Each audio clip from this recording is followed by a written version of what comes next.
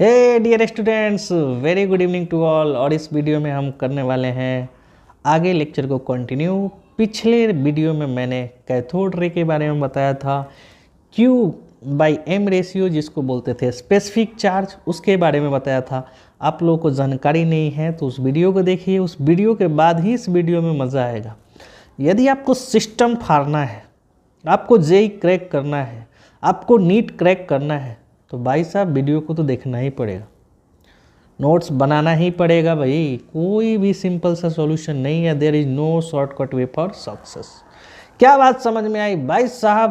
पहली वीडियो में मैं बता चुका हूँ कि सिंपल सी लॉजिक ये था कि भाई कैथोड रे जो एक्सपेरिमेंट हुआ था, कैथोड से रे निकले, है ना, उसको हमने कैथोड रे बोला। उसके कैरेक्टरिस्टिक्स के बारे में बात किया, हम लोगों ने पूरा सर्किट डायग्राम बनाया था, पूरा एक्सप्लेनेशंस मैंने फर्स्ट वीडियो में मैं किया। इस वीडियो में देखेंगे कि भाई 1886 में, है ना, 1886 में सेम एक्सपेरिमेंट गोल्डस्टीन बाबा ने किया। भाई गोल्डस्टीन सर ने सेम एक्सपेरिमेंट, सेम सेटअप को लिया। उन्होंने बोला कि सिर्फ कैथोड से रे नहीं निकल रही है, एनोड से भी जो होल पार्टिकल हैं, जो पॉजिटिव पार्टिकल हैं, वो एनोड से कैथोड की ओर जा रहे हैं। उन्होंने एक सिंपल सी बात बोली कि सिर्फ कैथोड से रे नहीं निकल रही है, एनोड से भी एक होल पार्टिकल, उनका नाम दिया गया होल पार्टिकल जो है वो कहाँ से निकल रहा है, एनोड पॉजिटिव टर्मिनल से वो निगेटिव टर्मिनल की ओर जाएगा, और उसका नाम उन्होंने एनोड रे दे दिया। बस सिंपल सी कहानी थी, है ना। इससे ज़्यादा क्वेश्चन तो पूछा नहीं जाता, बट हिस्ट्री जानना अपना काम है ना भाई। नो बकवास, ओनली क्लास, है ना।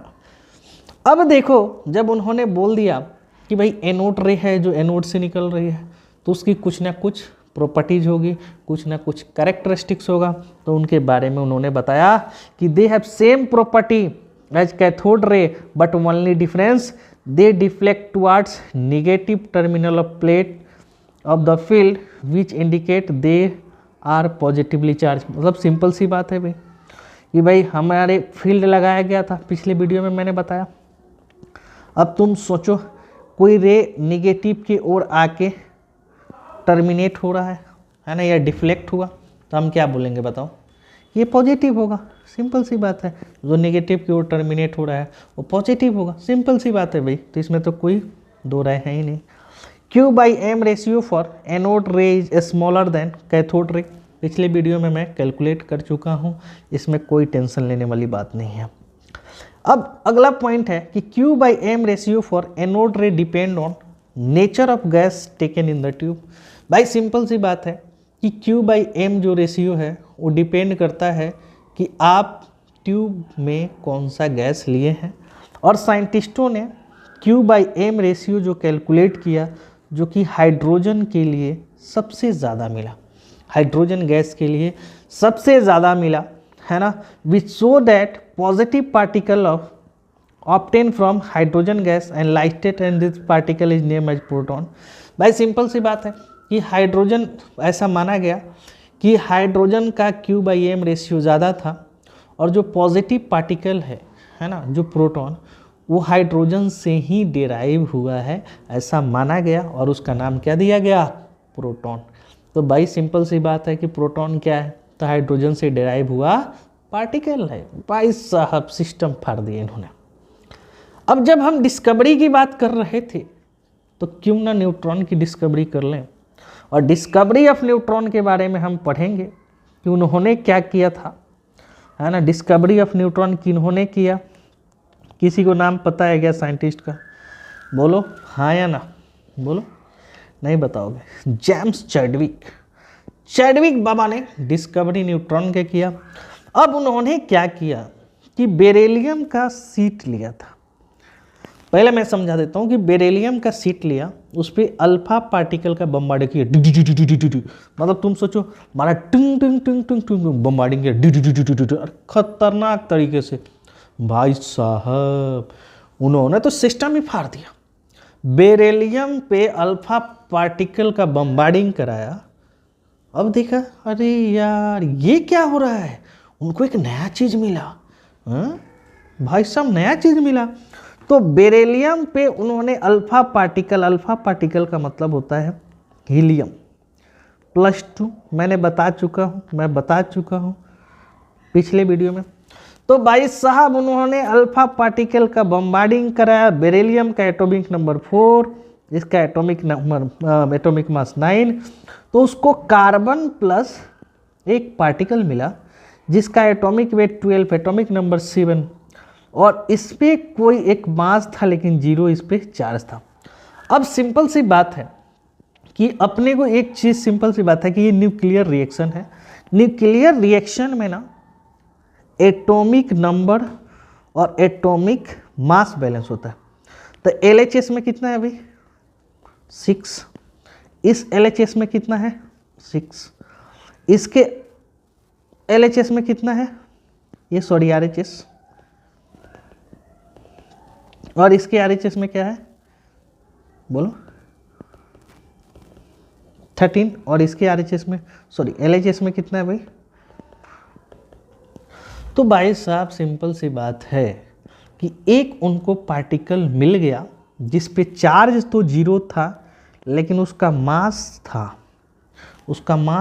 लेकिन चार्ज 0 था, और उस पे चार्ज 0 था तो इसलिए उसका नाम रख दिए थे न्यूट्रॉन।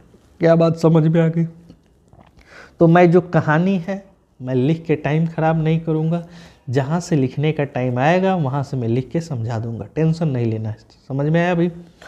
तो भाई इन 1932 Chadwick was bombarding the thin sheet of beryllium with alpha particle. He found that a new particle which is electrically neutral but having slightly greater than proton emitted mass is named as neutron.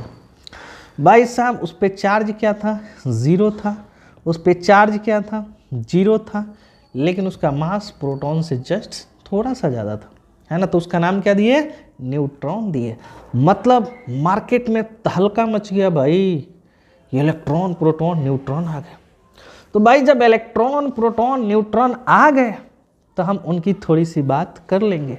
तो हमारे पास fundamental particle कौन कौन सा था, fundamental particle कौन कौन है भाई बोलो ना यार, सनमरे नहीं करो यार, पढ़ाई कर लो भाई साहब।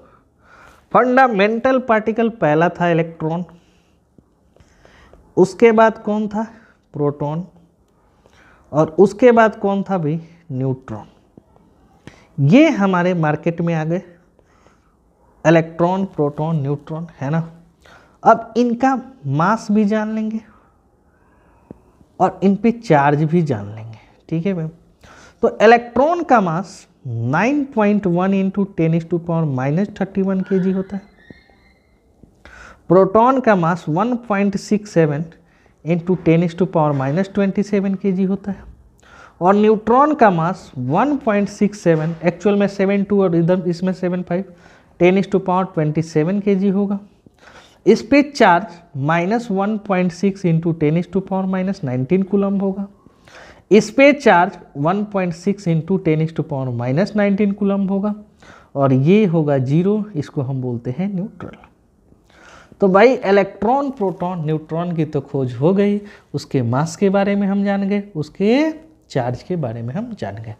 अब हम कहानी यहाँ से आगे की ओर बढ़ाते हैं। अब मेरे नोट्स में क्या क्या है इसको देखते हैं भाई। तो अब हम नए हेडिंग डालेंगे कि आखिर कोई भी चार्ज है तो उसकी कुछ ना कुछ प्रॉपर्टी होगी, है ना, कुछ ना कुछ प्रॉपर्टी होगी। तो हेडिंग डालेंगे भाई प्रॉपर्टीज ऑफ चार्ज। यहाँ से मज़ा आना शुरू हो जाएगा भाई। एटॉमिक स्ट्रक्चर से थोड़ी सी हिस्ट्री है ना स्टार्टिंग में, लेकिन आगे न्यूमेरिकल की कहानी आ जाएगी, है ना भाई साहब। तो प्रॉपर्टीज ऑफ चार्ज के बारे में आएंगे कि हमें तो ये पता है कि भाई हमें तो एक चीज़ पता है कि भाई चार्ज के बारे में। तो सबसे पहला प्रॉपर्टी है charge is quantize.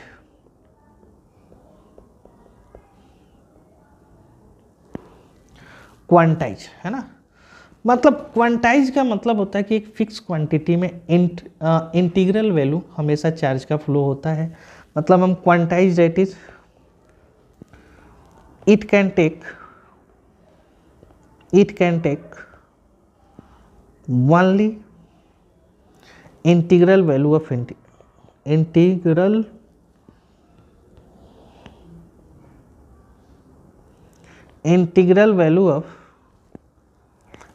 Value of electron. कहने का मतलब है कि चार्ज जब भी फ्लो होगा, है ना, हमेशा इंटीजर के फॉर्म में होगा, that is Q equal to NE। अब इसको डिटेल में समझते हैं। भाई साहब सिंपल सी बात है, N हमारा क्या है, इंटीजर, और E क्या है भाई, बोलो, E क्या है, इलेक्ट्रॉन। तो चार्ज का फ्लो हमेशा इंटीजर के फॉर्म में ही फ्लो होगा। जैसे तुम सोचो कि सोडियम ने एक इलेक्ट्रॉन को लूज किया, कितने इलेक्ट्रॉन को लूज किया भाई, 1 इलेक्ट्रॉन।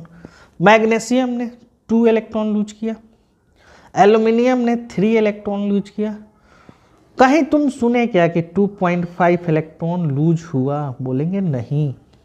क्या 5.13 इलेक्ट्रॉन लूज हुआ, नहीं। जब भी इलेक्ट्रॉन लूज होगा या गेन होगा, इंटीजर के फॉर्म में होगा। ये सबसे पहली प्रॉपर्टी थी। भाई साहब सिस्टम ही फाड़ दिया यार, कभी भी नहीं हो सकता फ्रैक्शनल, खत्म मामला यार, टाटा बाय बाय, खत्म।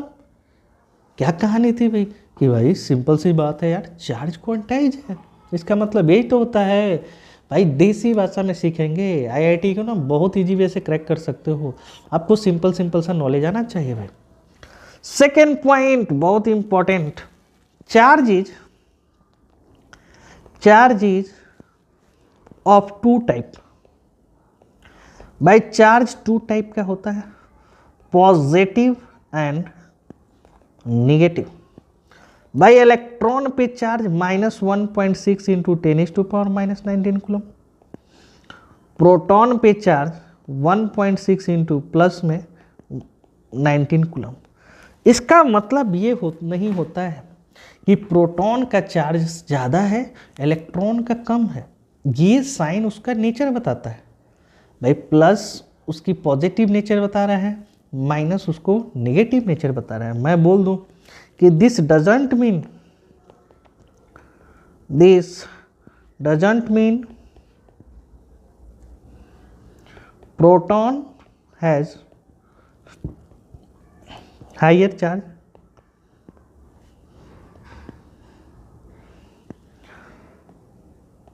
both electron and proton have same charge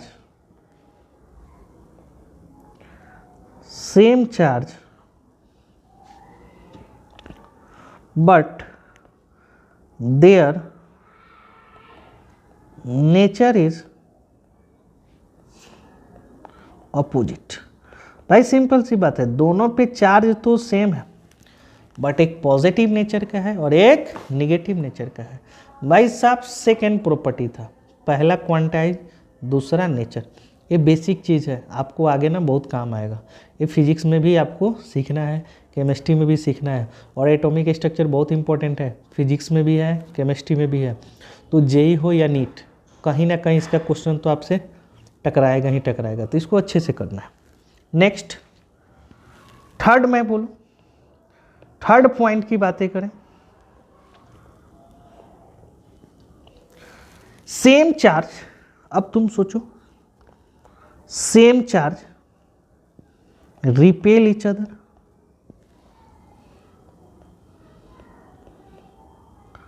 and opposite charge attract each other.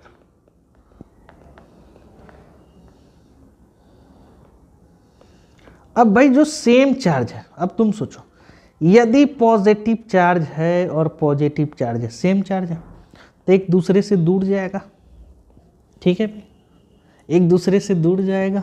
और जब अपोजिट चार्ज है, एक दूसरे के पास क्या होगा, पास आएगा।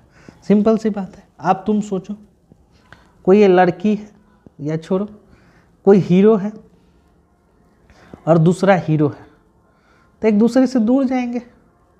बट एक हीरो है, एक हीरोइन है, मान लें, तो आप एक दूसरे के क्या होंगे, पास, क्योंकि ये ऑपोजिट हो गया भाई, और ऑपोजिट चार्ज हमेशा एक दूसरे के पास आने की कोशिश करता है। क्या बात समझ में आया मेरे भाई?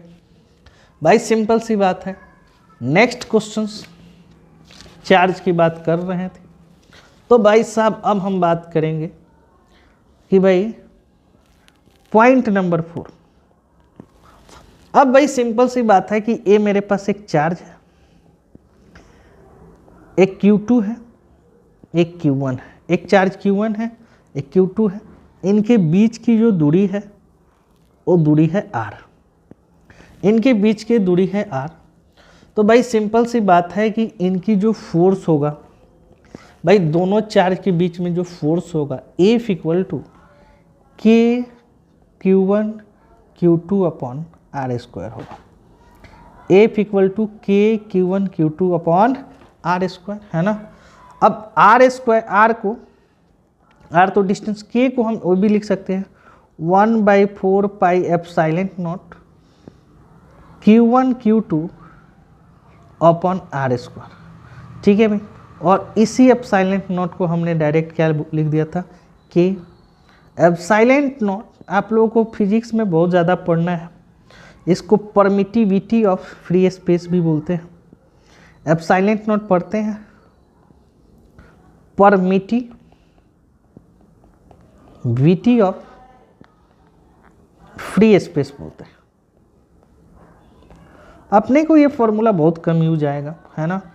और एसआई यूनिट क्या होगा, इसकी ये पॉइंट बोलूँ तो SI unit of Q1 and Q2 is coulomb,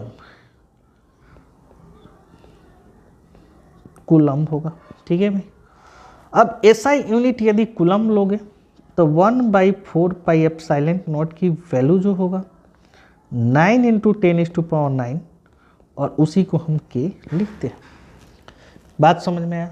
एक और होता है, यदि तुम CGS यूनिट लोगे Q1 and Q2 in ESU, तो 1/4 pi epsilon naught equal to K equal to 1 होगा, और R यहाँ पे क्या होगा, सेंटीमीटर में होगा, यहाँ पे R क्या होगा, मीटर में होगा। तो भाई ये छोटी सी बात है जो फिजिक्स से रिलेटेड थी, है ना। अपन को इस पे बहुत ज़्यादा चर्चा करने की तो ज़रूरत है नहीं। अब जब चार्ज है तो अब हम सिंपल सी बात है कि हम मीटर, तो एसआई यूनिट लेंथ की होती है। ये जो लेंथ R हमारा क्या है, ये तो डिस्टेंस, डिस्टेंस का मतलब क्या है, डिस्टेंस बिटवीन टू चार्ज। भाई डिस्टेंस बिटवीन टू चार्ज है, तो सिंपल सी लॉजिक है कि भाई जो डिस्टेंस है वो जरूरी नहीं है कि क्वेश्चन में आपको मीटर में ही मिले। यदि मीटर में मिल गया तो आप सिस्टम फाड़ दोगे, यदि नहीं मिला तो सिस्टम आपका फाड़ देगा। सिंपल सी लॉजिक है मेरे प्यारे स्टूडेंट्स। आप लोगों को सिस्टम से लड़ना है, सिस्टम को फाड़ना है, और हमें उस हर चीज़ पे फोकस करना है जिस चीज़ की ज़रूरत है। और ये जो R है जनरली आपको एंगस्ट्रॉम में मिलेगा। हो सकता है एग्जामिनर आपको नैनोमीटर में दे दे, हो सकता है माइक्रोमीटर में दे दे, हो सकता है पिकोमीटर में दे दे, हो सकता है FM फर्मी मीटर में दे दे। आपको ये पता होना चाहिए कि भाई A for angstrom, N for nanometre, है ना, नैनोमीटर। ये तो हो जाएगा, एंगस्ट्रॉम बोलते हैं, शॉर्टकट में लिख देता हूँ माइक्रोमीटर, है ना, माइक्रोमीटर, पिकोमीटर, और F मतलब फर्मी मीटर। ये सब लेंथ की यूनिट है ना, ये सब लेंथ की यूनिट है, आपको किसी भी फॉर्मेट में मिल जाएगा। अब मेन क्वेश्चन ये है कि 1 एंगस्ट्रॉम में, क्योंकि देखो लेंथ का ऐसा यूनिट क्या है, मीटर, और हमें मिलेगा किस में, एंगस्ट्रॉम में।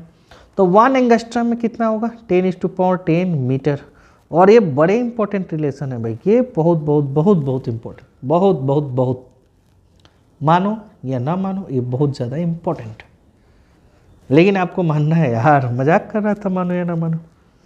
सेकेंड बात करें तो 1 नैनोमीटर में नैनो वाले ने, है ना, नैनो वाले ने मतलब नैनो मतलब 9, नैनो वाले ने, ये गाना सुने हो ना। थर्ड है भाई 1 माइक्रोमीटर 10⁻6 मीटर। फोर्थ है 1 picometre equal to 10⁻12 metre. Fifth है 1 फर्मीमीटर इक्वल टू 10⁻15 मीटर। ठीक है, तो आपसे एक छोटा सा क्वेश्चन देगा कि कन्वर्ट द फॉलोइंग। आपको एक क्वेश्चन दूंगा, एक दो क्वेश्चन देता हूं, आपको कन्वर्ट करना है। फर्स्ट क्वेश्चन है 10 एंगस्ट्रम इंटू नैनोमीटर। 10 एंगस्ट्रम को आपको नैनोमीटर में कन्वर्ट करना है। तो आप वीडियो को पॉज कीजिए, आप ट्राई कीजिए, नहीं होता है तो सॉल्यूशन देखिए। सर 10 एंगस्ट्रम, आप एक बात बताओ, 1 एंगस्ट्रम में 10⁻9 मीटर होता है? बोलो, सॉरी मैं उल्टा लिख दिया, 10⁻10 मीटर होता है। इसलिए 10 एंगस्ट्रम में 10 × 10⁻10 मीटर होगा, मीन्स 10⁻9 मीटर होगा। और 10⁻9 मीटर को हम बोलते हैं 1 नैनोमीटर। क्या बात समझ में आया? तो 10 एंगस्ट्रम इक्वल टू हम क्या बोल सकते हैं? 1 नैनोमीटर। तो आपको सिंपल सी बात है कि नैनोमीटर बोले तो, एंगस्ट्रम बोले तो, पिकोमीटर बोले तो आपको कहाँ ले जाना है? मीटर में ले जाना है और मीटर से कंपेरिजन करना है। क्या बात समझ में आई भाई? सिंपल सी लॉजिक है। एक सेकेंड सा क्वेश्चन देखते हैं, है ना। 300 नैनोमीटर इंटू एंगस्ट्रम, आपको 300 नैनोमीटर। अब इसको हम क्या करेंगे? सबसे पहले आप पहले ट्राई करो यार, है ना। आप कहोगे सर बार बार बता दे रहे। अब एक तो फॉर्मूला ये भी है कि angstrom equal to nanometre into 10। आप समझ गए, समझदार के पास काफ़ी इशारे होते हैं। आप समझदार हो यदि वीडियो देख रहे हो तो बिल्कुल आसान सा क्वेश्चन है। यदि मैं 300 नैनोमीटर को मैं मीटर में लिखूं तो 10⁻9 लिख सकते हैं। अच्छा, ये 300 को मैं 10⁻9 इंटू 10/10 लिख सकता हूँ। बोलो, ये 3000 इंटू 10⁻10 लिख सकता हूँ। बोलो, मीटर। और 10⁻−10 मीटर को एंगस्ट्रम लिखते हैं तो हम डायरेक्ट लिख सकते हैं 3000 एंगस्ट्रम। क्या बात सही है कि नहीं? बोलो, बिल्कुल आसान है। या इस फॉर्मूले में पुट कर दो मेरे भाई, एंगस्ट्रम इक्वल टू नैनोमीटर कितना है? 300, और इसको 10 से मल्टीप्लाई कर दो तो 3000 एंगस्ट्रम। क्या बात समझ में आई? तो इस वीडियो में इतना ही रखते हैं, आगे के लेक्चर को कंटिन्यू करेंगे। पीडीएफ में वीडियो के डिस्क्रिप्शन में डाल दूंगा, वीडियो को लास्ट तक देखना। यदि आपको अच्छे से आता है तो इसको 2x पे देख लो, है ना, बट देखना जरूर, क्योंकि बार बार रिवीजन करोगे। केमिस्ट्री है, कुछ फैक्चुअल बातें हैं जो दिमाग से उतर जाते हैं, देखने से आपका रिवीजन हो जाएगा। चलो मिलते हैं नेक्स्ट वीडियो में एक नई उम्मीद के साथ। तब तक आपका वोकाल जारी रहेगा, क्योंकि वोकाल जारी है। अब सिलेक्शन की आपकी बारी है। चलो, थैंक यू।